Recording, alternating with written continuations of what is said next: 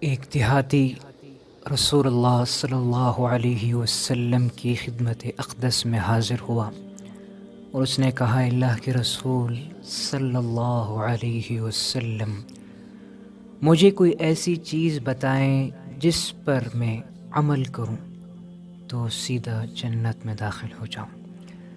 تو رسول اللہ صلی اللہ علیہ وسلم نے ارشاد فرمایا، تعبد اللہ لا تشرک به شیئا وتقیم الصلاة المکتوبہ وتؤدی الزکاة المفروضہ وتصوم رمضان۔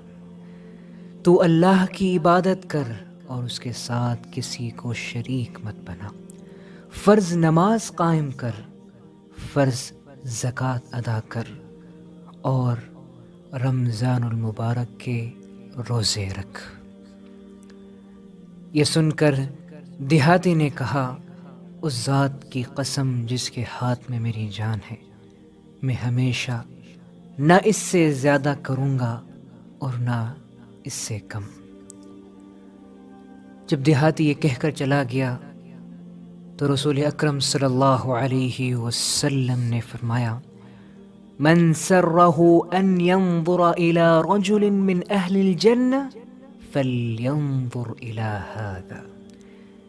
جو آدمی اہل جنت میں سے کسی شخص کو دیکھنا چاہتا ہو تو وہ اسے دیکھ لے۔ اللہ اکبر۔ محترم حضرات، اس واقعے سے معلوم ہوا کہ روزوں کی، رمضان المبارک کے روزوں کی کتنی اہمیت ہے۔